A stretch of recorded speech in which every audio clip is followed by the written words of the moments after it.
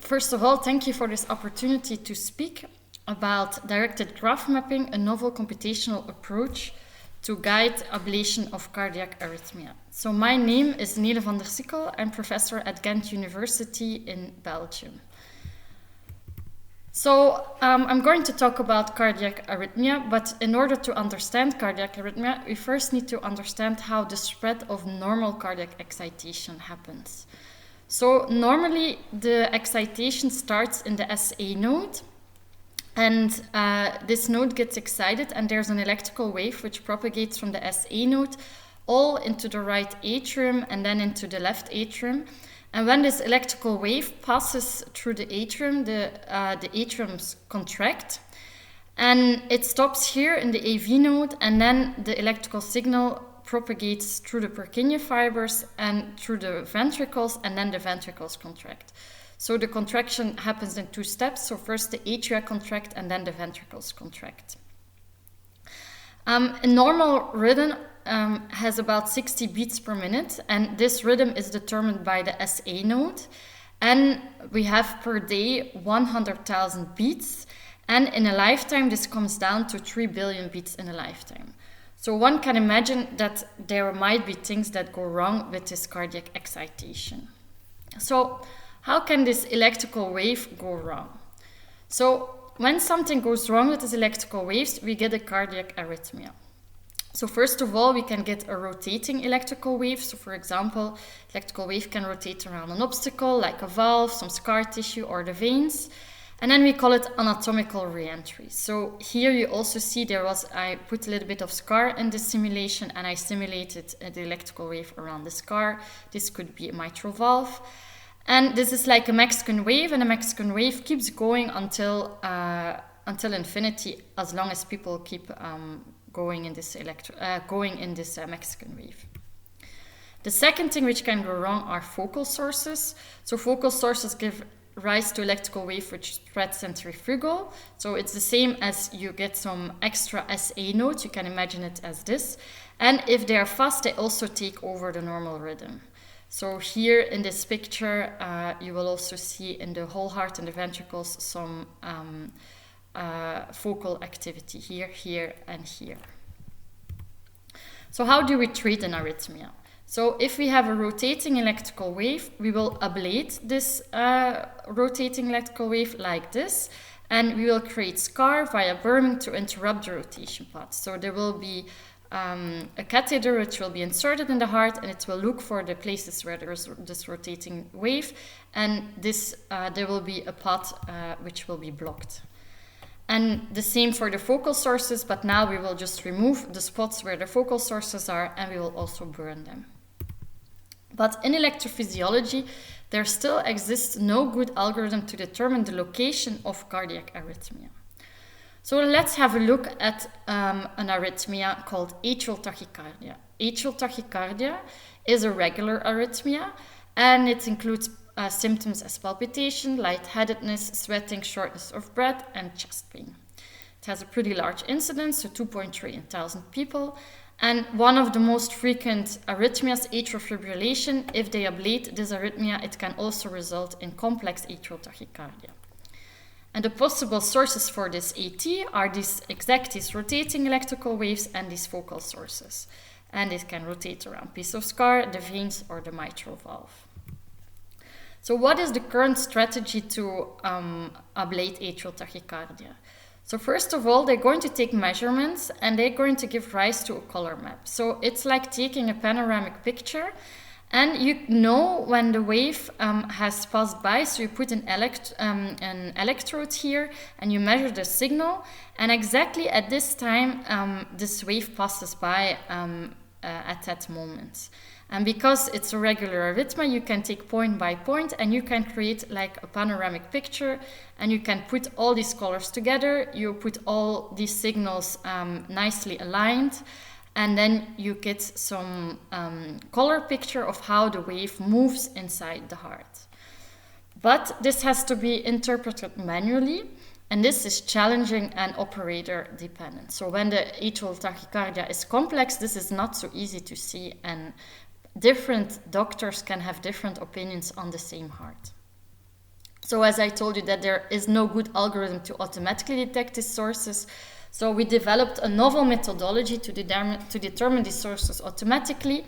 And what we do is we describe the electrical propagation in the heart as a directed network. And we call this method directed graph mapping. So how does it work? So here you see the signals of these electrodes, and this here is a rotating electrical wave. And exactly here, for example, the wave is exactly passing by at this moment in time. And we can measure from these electrodes, so called the LATs, which are the local activation times, which are the times when this wave passes exactly through that point. So what we do is we take two local activation times, we take the difference between two local activation times, and we take the difference in distance. We divide the distance by the time and we get the velocity. And if this velocity was a good velocity, which is between a minimal and a maximum velocity, we draw an arrow. And we do this for all of the points. And then we look at this network and this resulting network, and we try to find the cycles. There are multiple cycles in here. This is the smallest one, and the middle of this cycle is exactly the middle of this rotating electrical wave. So we tested this on some real patients' hearts. So we have a collaboration with AZ Sint-Jan in Bruges with these four people.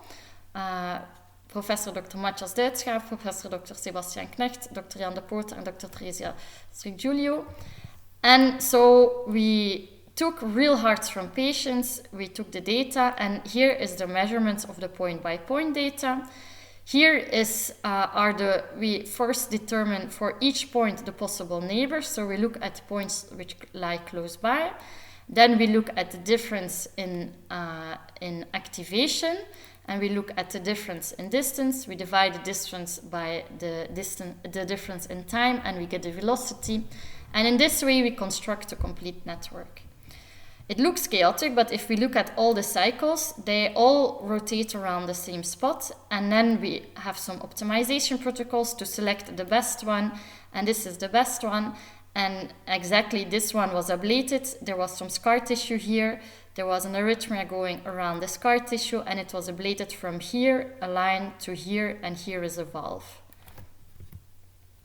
So here are some clinical cases, some other cases. So this was called a roof reentry. So from this color map, DG mapping automatically determined that there was a loop reentry here.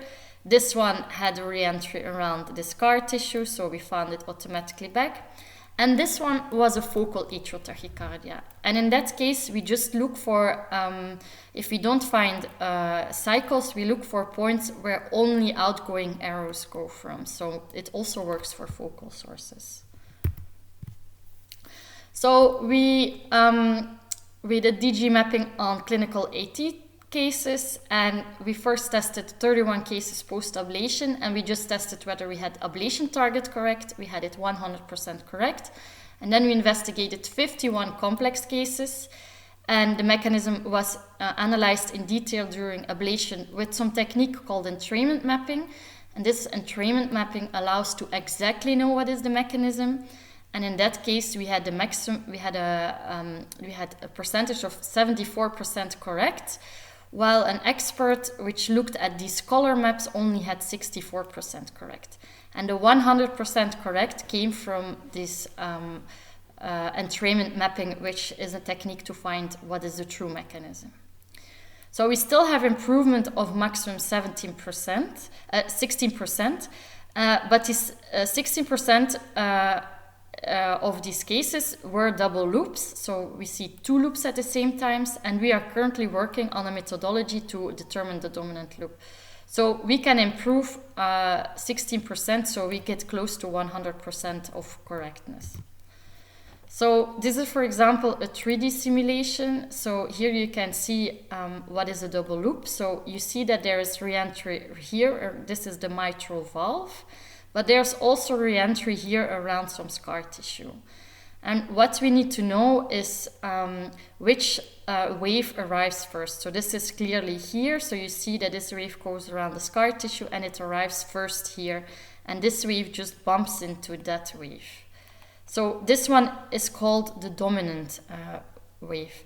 And here we were able to detect with the network where these arrows bump into each other, so where these two waves collide. And for different settings or different settings, who is dominant, we see that this changes here, and this so in this case they are both dominant, and in the last case this one is dominant. So we can find exactly where these two waves collide, and we can change the properties of who is dominating in the computer simulation. So we also apply this to arrhythmia, which is another system, and we have a collaboration with Bordeaux. And here's, for example, a case of arrhythmia, and this is what we find with DGM. So this is called a localized reentry, and we find exactly the same. So this is another case where we find exactly the same as what the doctor finds, but just automatically. This is another case, this is a mitral valve reentry, and DGM finds exactly the same. Again, some more cases, so you always see that it's nicely exactly what the doctor predicted. So this is how the program works. So we load in the case. We immediately get a vision of the heart. Here are all the points which were measured. We can rotate the heart, and then we press a button. We press play, and then it takes 19 seconds to compute where the arrhythmia is. So now it's computing all the loops. And in a second we will see, I will just fast forward. Yeah, and here is the loop. And we can then rotate it and see how it goes. And we can zoom in on that. We can also look how the wavefront goes, and we nicely see that the arrows go in the same direction, as you see that they go around here, and they go in the same direction as what we found with the loop. So what have we learned from AT? DG mapping can automatically find the mechanism of an AT without manual interpretation of the color map of the atrium. It's operator independent, and in some cases better than the operator. It removes intuition and multiple interpretations, so it's more robust. It's very fast, so it just takes about 20 seconds. And the goal is that we don't need this complex entrainment mapping, which can tell you which is 100%, so that it saves time for the doctor. And it is quite a complex mapping technique. And sometimes you can stop the arrhythmia because of this technique. So what do we want in the future? I just received an ERC starting grant, which will start in February 2021. And until 2026. And so we want to focus on 3 areas. We want to make AT, or regular arrhythmia, perfect. We want to investigate atrial fibrillation, which is the most prevalent arrhythmia. And we want to investigate an arrhythmia in the ventricles too. And the key goal is to actually make a difference in the treatment of patients with an arrhythmia. So we want to understand the needs of healthcare, and we want to make our software available for EPs to use it.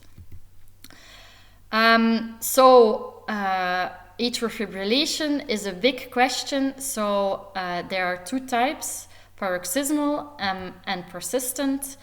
And it's a very big question, what is the mechanism of atrial fibrillation? So there are many different mechanisms.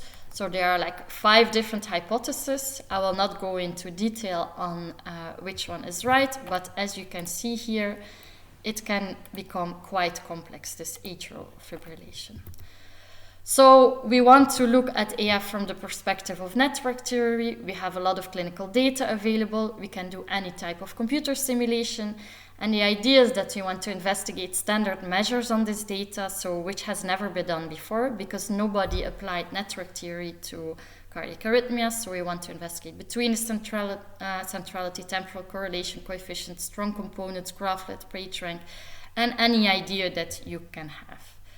So what we are looking for is collaborations with experts in network theory. And this is also the reason why I wanted to speak here. So if anybody is interested to work with us or wants to know more, please contact us, and we would be happy to work with you.